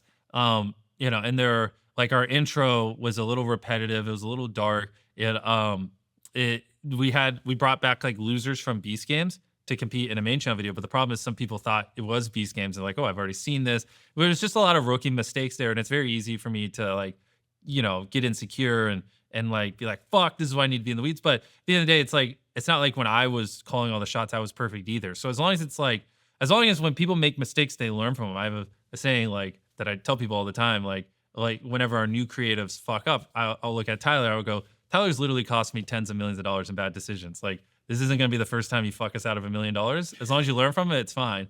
And so as long as like, that's where these after action reports are important, because as long as when we mess up, we articulate why and it doesn't happen again, then it's just part of it. But yeah, I mean, if the same thing was happening over and over and over again, then I'd be like, fuck, I need to step in. But my guys are just good. Like, they don't make the same mistake twice. Tell me about experimentation and testing, because people look to you as the real king of like testing and experimentation. How central is this to the success of everything that you do? Very much. And that's the thing, like that every minute video, like it flopped, and that was your highest chance of flopping is when you do something new, like really, really new. One of our bigger flops before that too is we did this video where it was like 10 minutes, this room will explode. We built this giant tower, had a guy start at the top. He had to make it. It was a real-time shoot down, press a button. Yeah, it was just didn't perform that well. People didn't really like it. It was kind of complicated, blah, blah, blah. And it's like, you have to be careful because, I want a culture where people feel comfortable experimenting and trying and feel fine failing. And so, when that video failed, or when, the every minute someone's eliminated, like, I don't go and yell at people or call them idiots or anything like that. I just am like, what did we do wrong? All right, here's all the facts. Just make sure it doesn't happen again. Not gonna be the first time you cost me a bunch of money. It's all good. I see this as investing in you guys, and let's just learn from it. I was going to say, because or else if there was a culture of that, then people would just make the same videos again, and a lot of YouTubers just churn out the same format. I'm okay with my people failing. I'm okay with the video being 10 out of 10. Like, as long as we actually took an honest, good try at it, and as long as we failed because we made the wrong shot call, not because we were lazy, not because we didn't put the effort in, etc. As long as it's just like we made an educated decision to test something or try something and it just didn't work, I'm cool with that. We can do that all day. And like, they know that. And I don't yell at people, or get mad at them when they accidentally mess up like that. I've invested more than £1 million into this company, Perfect TED, and they're also a sponsor of this podcast. I switched over to using matcha as my dominant energy source, and that's where Perfect TED comes in. They have the matcha powders, they have the matcha drinks, they have the pods, and all of this keeps me focused throughout a very, very long recording day, no matter what's going on. And their team is obsessed with quality, which is why they source their ceremonial grade matcha from Japan. So when people say to me that they don't like the taste of matcha, I'm guessing that they haven't tried Perfect TED. Unlike low-quality matcha that has a bitter, grassy taste, Perfect TED is smooth and naturally sweet. And without knowing it, you're probably a Perfect TED customer already if you're getting your matcha at places like Blank Street or Joe and the Juice. But now, you can make it yourself at home. So give it a try and we'll see if you still don't like matcha. So here's what I'm gonna do. I'm gonna give you 40% off our matcha if you try it today. Head to perfectted.com and use code Steven40. Or if you're in a supermarket, you can get it at Tesco's or Holland & Barrett, or in the Netherlands at Albert Heijn. And those of you in the US, you can get it on Amazon. As you guys know, Whoop is one of my show sponsors. It's also a company that I have invested in, and it's one that you guys ask me about a lot. The biggest question I get asked is why I use Whoop over other wearable technology options. And there is a bunch of reasons, but I think it really comes down to the most overlooked yet crucial feature. It's non-invasive nature. When everything in life seems to be competing for my attention, I turn to Whoop because it doesn't have a screen. And Will Ahmed, the CEO who came on this podcast, told me the reason that there's no screen. because screens equal distraction. So when I'm in meetings or I'm at the gym, my Whoop doesn't demand my attention. It's there in the background, constantly pulling data and insights from my body that are ready for when I need them. If you've been thinking about joining Whoop, you can head to join.whoop.com/CEO and try Whoop for 30 days, risk-free and zero commitment. That's join.whoop.com/CEO. Let me know how you get on. You've just concluded today the biggest competition show, I think, of all time. Well, it is of all time, but I think you've got 50 Guinness. Well, largest sets in history, most world records in history, largest cash prize in history, most winners in history, most contestants in history, most cameras. Yeah. And what, 50 Guinness World Records? Yeah. That we know of. There's probably way more, but yeah. You said something on stage which I found quite interesting. You said, I kind of feel a bit sad. Yeah, I know, because every Thursday I got to look forward to like seeing the internet's reaction to Beast Games, and now I'm gonna wake up next Thursday and I don't get to see what people think. It's over. They describe this in the Olympics as gold medal depression. Really? Yeah, they say, I think I might butcher these numbers, but 70% of people after the Olympics, even if they won a gold medal, experience depression afterwards because they've lost their North Star that was giving them meaning into. Yeah. No, I mean, I'm not. I guess I'm playfully sad, but I don't. It's fine. I have so much shit going on. I don't even really get to think about that kind of stuff. And you're on to the next one? Yeah. So Amazon, let's get season 2 in the books already. Come on, let's sign a contract. I can't really talk about it. It is the most, me and Jack were talking about it earlier on. It is the most incredible thing that I think I've seen on TV. And I think I said to you on the phone the other day, I watch it knowing that unless you do another one, I will never see something on this magnitude and scale. Yeah, no one wants to do something like that. I mean, because it's fucking hard, man. At those sets and the thing is, the reason why a lot of reality TV doesn't feel that way, and we could have obviously done much better storytelling, and we will when we do future iterations, but the at its crux, like what people don't see is like to have 1,000 cameras recording, the amount of infrastructure, like we broke a world record for most camera cables ran. Like the most miles of camera cables, and like and the millions of dollars we had to spend on storage and millions of dollars on the control room and the millions upon millions of dollars of hardware to edit it, and like having to bring in Adobe to custom change the Adobe software where you could actually have that many multicams. It's like,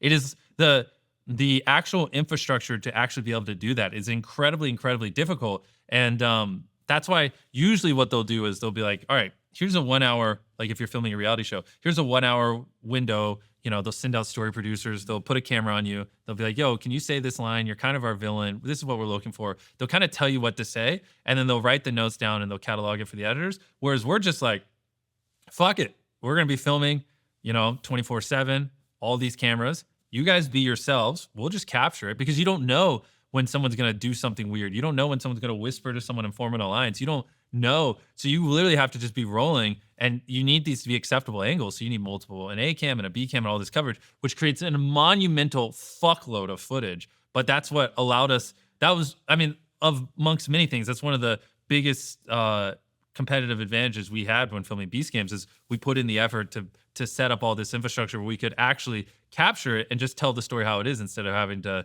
use story producers to put words in people's mouths. But it's a fucking nightmare, man. Like, I had over 150 people editing that. I mean, we were combing through unfathomable amounts of footage and everything. And I mean, even things from like the computer network and our local IT constantly crashing because there's just so much footage there. And like, if I were to send all the Beast Games footage to just one editor, it would probably be like $300,000 in hard drives. And, and if you have 150 editors, it's just impossible. So you spend millions of dollars and you build a central server room. And so we have our own server racks and everything. And then you have them remote in there. But even then, just due to the sheer volume of footage, Adobe and everything was just constantly crashing. And it's like, it was a nightmare on the back end. But it's great, because that's why we were able to tell what actually happened and why it feels different, because we were recording nonstop 24/7.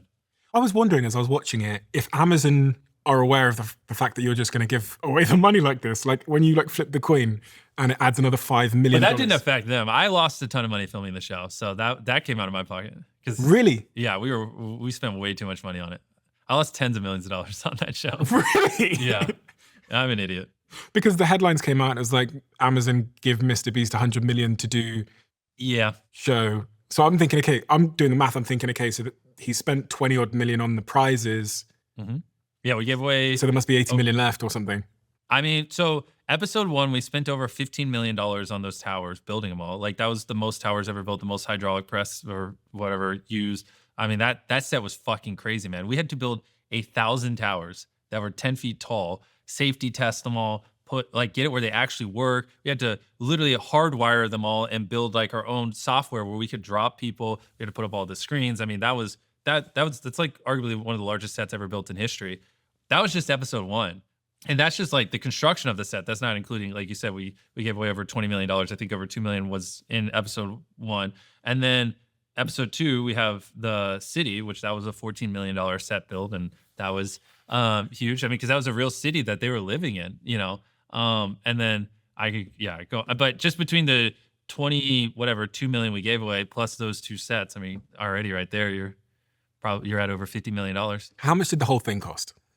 That I have been advised not to say because people will hear big number and be like, oh, well, I could have made a good show if I had that kind of money. But the thing is, they couldn't because money isn't everything. Like building and managing it is infinitely harder. But is it more than 100 million? Yeah, of course. Yeah, of course. I mean, well, I just told you how we spent 50 million, and that we're only 2 episodes in. So how out of pocket are you? Tens of millions. Yeah, it was not a good financial decision to make Beast Games. I lost money. I would have more money if I didn't film it. Any regrets?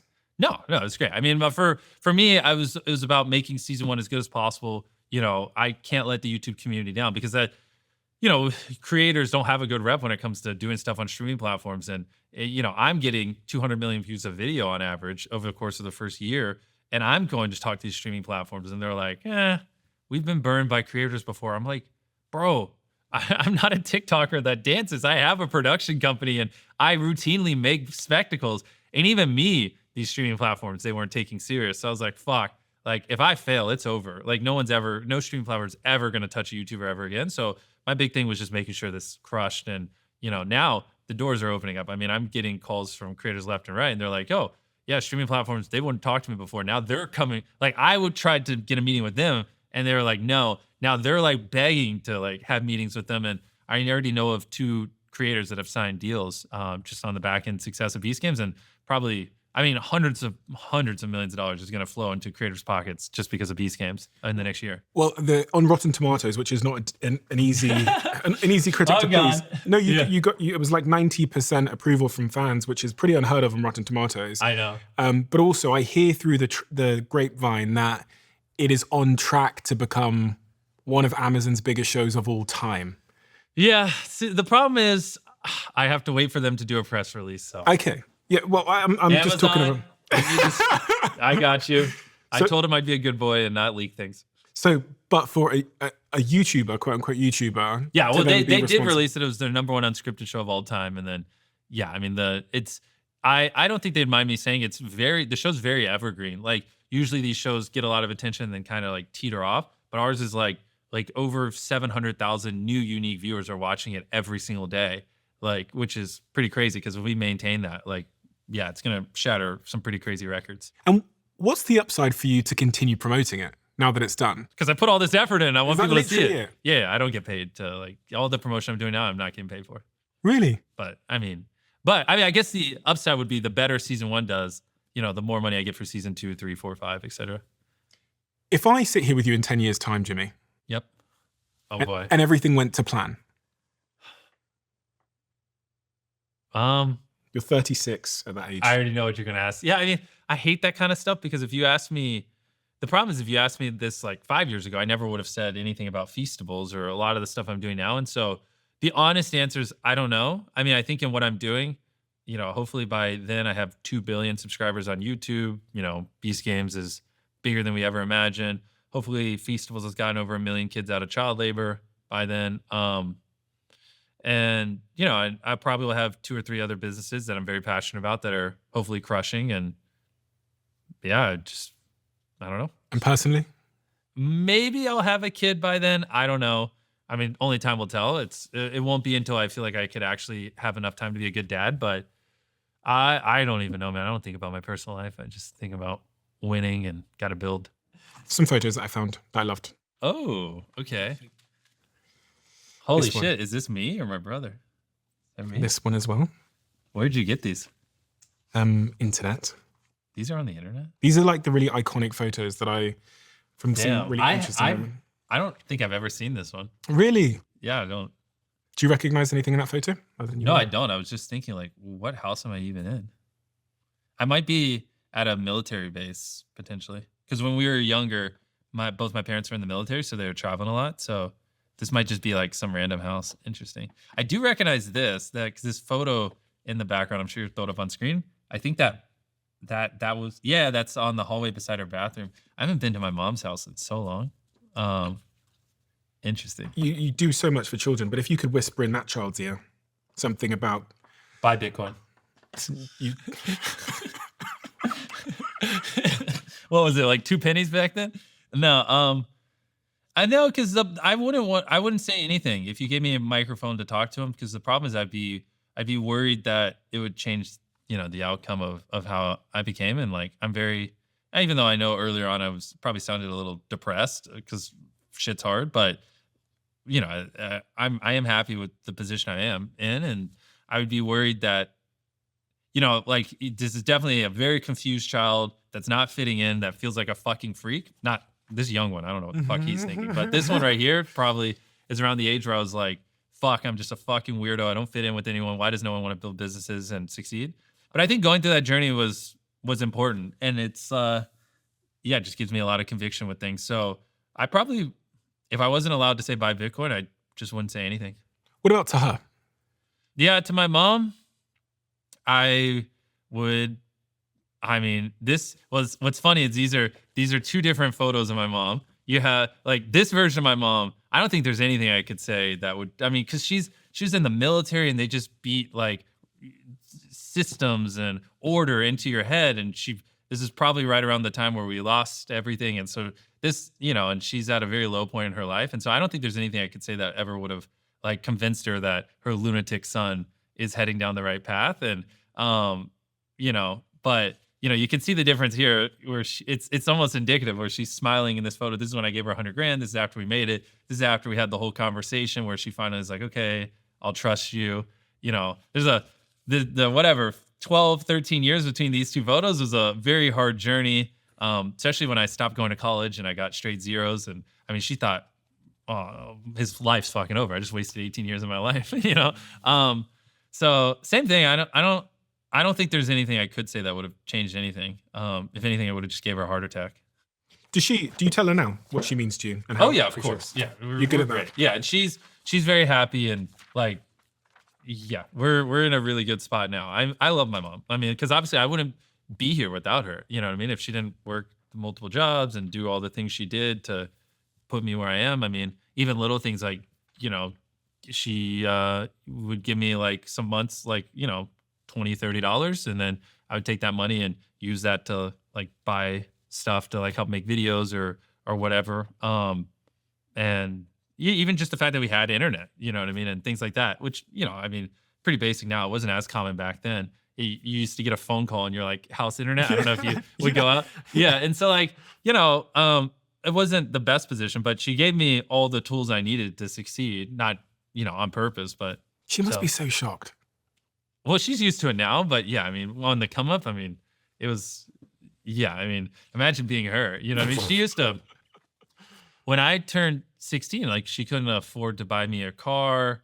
She couldn't afford, like the minivan we had, like it was fucking piece of shit, like needed a repair. She couldn't afford it. Like smoke was coming out the front of it. I mean, she was an absolute mess. And then she comes home and I'm just like, I'm making YouTube videos. Fuck math homework, mom. And, and she's just like, I think she was making $40,000 a year. Cause we didn't talk about finances much when we were younger, but I remember I got a $40,000 brand deal. And then she told me that's how much I make in a year. And I was like, holy shit. At the time I was like, I thought you made way more than 40 grand a year. And then I was like, why the fuck are you working? Like I'm getting paid this per video now on brand deals. And so, yeah. What an incredible woman.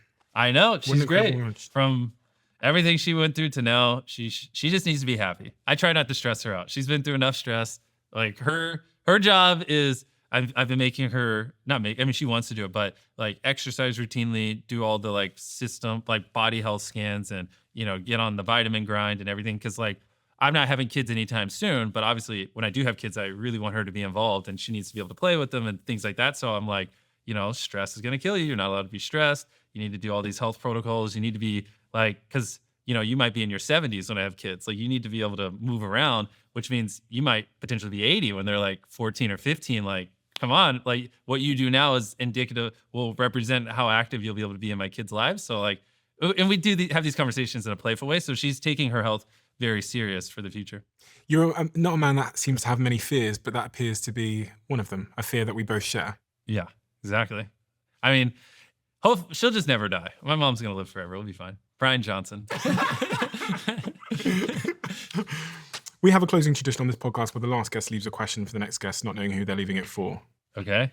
Do I get hit with the question first, or? You get hit with a question first. Okay. Would you rather die with a sound body or a sound mind?